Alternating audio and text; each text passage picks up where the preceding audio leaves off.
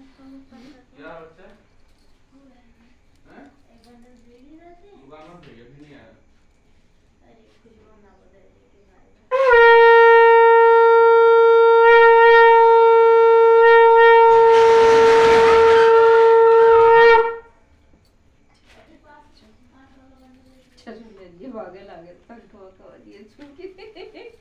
प्राचीन समय में एक प्रतिव्रता स्त्री थी, उसका नाम करवा था। वह अपने पति की सेवा जब नदी में पति की सेवा करने में कोई कमी नहीं छोड़ती थी। एक कार्तिक कृष्ण पक्ष की चतुर्थी के दिन उसका पति जब नदी में स्नान कर रहा था तो एक मगरमच्छ उसका पैर पकड़ नदी में ले जाने लगा। तब वह पति जोर जोर से करवा करवा कहकर पत्नी को मदद के लिए पुकारने लगा। पत्नी ने यह सब देखा तो उसने अपनी साड़ी से एक सूत खींचकर मगर की ओर फेंक दिया। वह उस सूत के धागे से बंधकर पति को आगे नहीं ले जा सका। करवा गिला कैसे पी?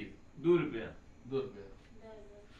करवा ने फिर धर्मराज को पुकारा। उस प्रतिव्रता की पुकार पर धर्मराज वहां उपस्थित हुए और बोले, हे प्रतिव्रता, कहो क्या चाहती हो? ₹2।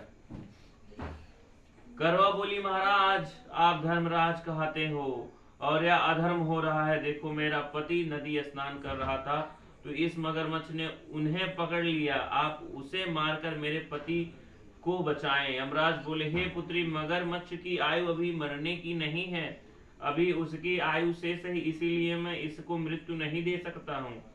करवा बोली, भगवान आप धर्मराज हैं, आपका धर्म दुष्टों को दंड देने का है, फिर आप ऐसा क्यों नहीं करते? धर्मराज उसकी बात सुनकर मौन थे। तब करवा फिर बोली, तो अब मैं ही मगरमच्छ को नदी सहित नष्ट कर देती हूँ। यमराज बोले, ऐसा मत करो प्रतिव्रते, नदी के नष्ट होने से तो सभी प्राणी दुखी हो जाएंगे। ऐसा कहकर उन्होंने उसके पति को छुड़ाकर मगर को सीधा यमपुरी भेज दिया और कहा, देवी आज कार्तिक कृष्ण पक्ष की चतुर्थी है, श्री गणेश जी की पूजा का दिन है, तुम्हारे करवा नाम से यह गणेश चतुर्थी प्रसिद्ध होगी।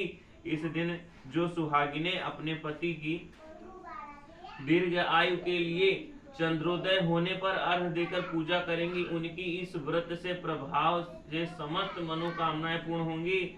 आज तुम्हारा प्रतिव्रत धर्म ही धन्य हुआ जो तुमने अपने पति के प्राण बचाए। उसी समय यह करवा चौथ का व्रत पतिव्रताओं में प्रसिद्ध हुआ। हे चौथ माता, जैसा पुण्य फल प्रतिव्रता करवा को आपने अपनी कृपा से प्रदान किया, उसी तरह समस्त पतिव्रताओं को उनके करवा चौथ व्रत का फल प्रदान करे, उनके पतियों को दीर्घायु एवं सुख प्रदान करें। द्वितीय अध्याय संपन्न।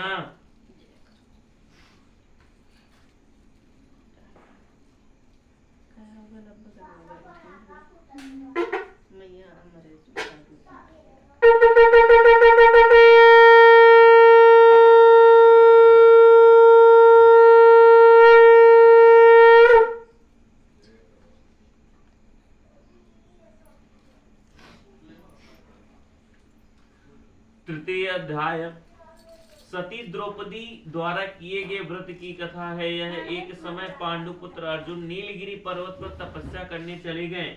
उनके पीछे उनके भ्राता और द्रौपदी को उनके संकटों का सामना करना पड़ा। द्रौपदी भी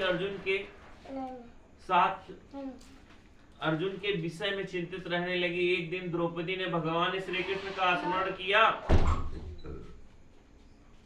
और उनके दर्शन देने पर उनको अपने कष्टों के विषय में बताया। तब शोकाकुल सती द्रौपदी को धैर्य बढ़ाते हुए भगवान श्री कृष्ण ने संकटों के निवारण हेतु एक प्राचीन कथा सुनाकर यह व्रतानुष्ठान करने का परामर्श दिया। उन्होंने द्रौपदी को बताया कि एक बार महिलाओं को संकट में दुखी देखकर पार्वती जी ने भोलेनाथ से कोई ऐसा व्रत बताने को कहा जो सुहागिन स्त्रियों को हर प्रकार से सुखी बनाए, उनके पतियों को दीर्घायु प्रदान करे, उन्हें सदा सुहागिन रखे। तब श्री शंकर जी ने इस प्राचीन व्रत का वर्णन विवाहित स्त्रियों को हर प्रकार के सुख संपन्न एवं उनके पतियों को दीर्घायु प्राप्ति करने वाला बताया। उन्होंने कहा कि एक समय एक ब्राह्मण परिवार था जिसमें 4 पुत्रों के अलावा एक कन्या गुणवती थी। परिवार के सभी व्यक्ति धार्मिक थे और वर्ष के सभी व्रत पूजा किया करते थे। एक बार कार्तिक कृष्ण चतुर्थी को माँ बेटे तथा लड़कों के बहुओं ने करवा चौथ का व्रत रखा। सायं काल तक व्रत पूजा की समस्त तैयारियां हो गई। चंद्रोदय होने की प्रतीक्षा हो रही थी। घर में पूरी पकवान बने। बेटी गुणवती को पकवानों की सुगंध ने उसकी भूख को जगा दिया। उसे भूखी और व्याकुल देख उसके दयालु भाइयों ने छल से भोजन कराने की सोच। उन्होंने पीपल वृक्ष के आड़ में नकली चंद्रमा दिखाकर बहन गुणवती से अर्घ दिलाया और उसे भोजन करा दिया। भोजन करने पर वह बैठी ही थी कि उसकी ससुराल से अचानक उसके पति के देहांत की खबर आ गई।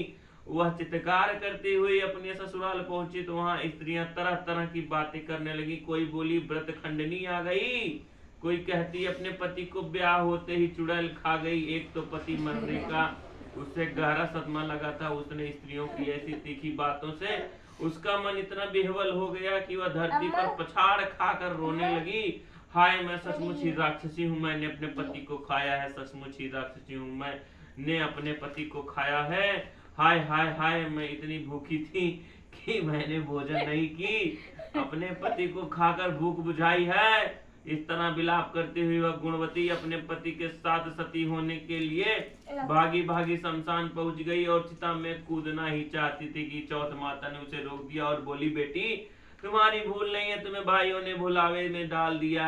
देख, तेरा पति अब जीवित हो उठा है, तुम घर जाकर अपनी प्रतीक्षा करो। गुणवती घर पहुंची तो उसका पति वहां बैठा मिला। घर में चारों ओर खुशियां छा गई। स्त्रियां कहने लगी, गुणवती का पतिव्रत धन्य है, सत्य है।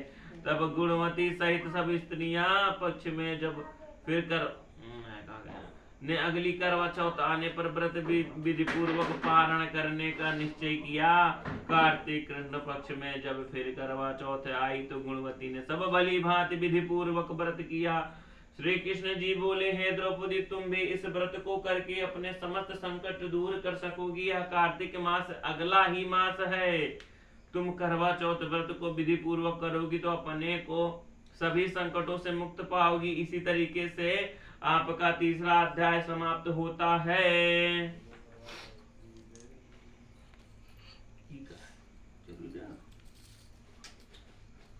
बोलिए श्री कृष्ण भगवान की जय। बोलिए श्री गणपति महाराज की जय। बोलिए श्री करवा महारानी की जय। बोलिए श्री गणेशाय नमः।